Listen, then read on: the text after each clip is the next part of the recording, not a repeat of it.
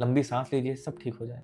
हम थक जाते हैं दिखाने में कि हम खुश हैं, लेकिन अंदर ही अंदर हम अपनी आइडेंटिटी ढूंढते रहते हैं। नमस्ते साथियों, आज मैं आपके सामने एक ऐसी कहानी शेयर करना चाहता हूँ जो शायद मेरी है, पर बहुत से लोगों ने उसका दर्द साझा किया है।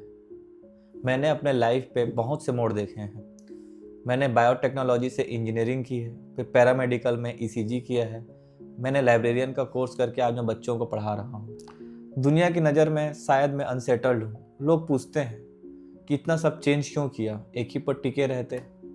शायद वो मुझे डायरेक्शन लेस समझते हैं, पर सच कहूँ, I was not broken, I was tired. मैं बिगड़ा हुआ नहीं था, मैं बस उस कोशिश से थक गया था जो मुझे एक ऐसे रास्ते पर चला रही थी जो मेरा कभी था ही नहीं। हम आज ऐसे समाज में रह रहे हैं जहाँ पे स्पेशलाइजेशन की पूजा की जाती है। अगर आप किसी एक चीज़ पर टिके नहीं रहते तो लोग मानते हैं कि आप कंफ्यूज हैं, पर उनको वो समझना चाहिए कि ये इवोल्यूशन है जो जनरेशन टू जनरेशन चेंज होते रहती है। मेरे इंजीनियरिंग से लाइब्रेरी साइंस तक का सफ़र कोई फेलियर नहीं था।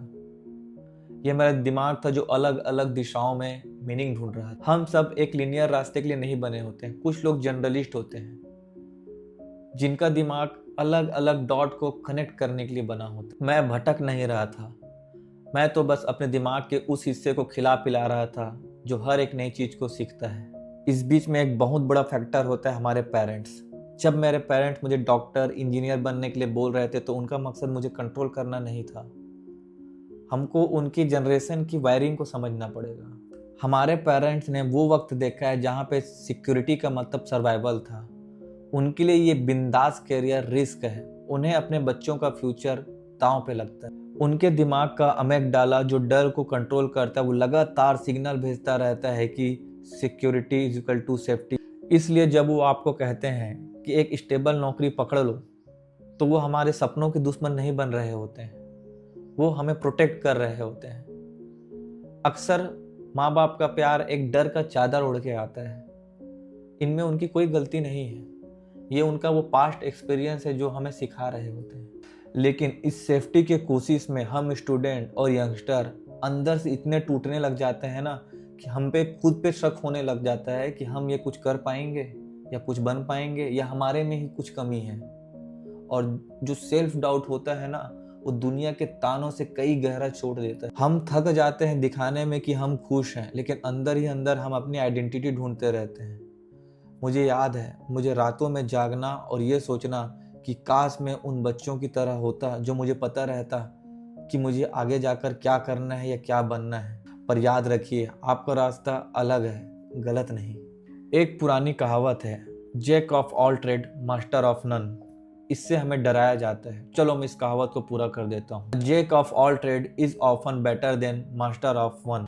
आज जब मैं पढ़ाता हूँ बच्चों को तो मेरे पास एक टीचर का नज़रिया नहीं होता है। मेरे पास अपने स्कूल नवोदय विद्यालय से सीखी हुई डिसिप्लिन और बॉन्डिंग है।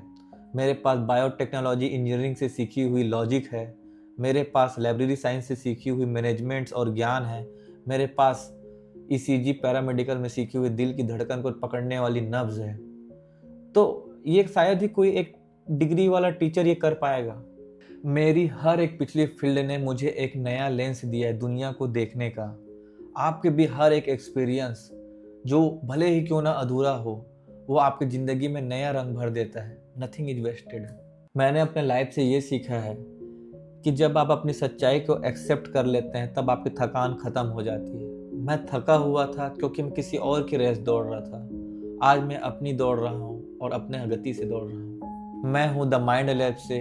आप ब्रोकन नहीं हैं, आप इवोल्यूशन की एक खूबसूरत मोड़ पर खड़े हैं। लंबी सांस लीजिए, सब ठीक हो जाएगा। शुक्रिया।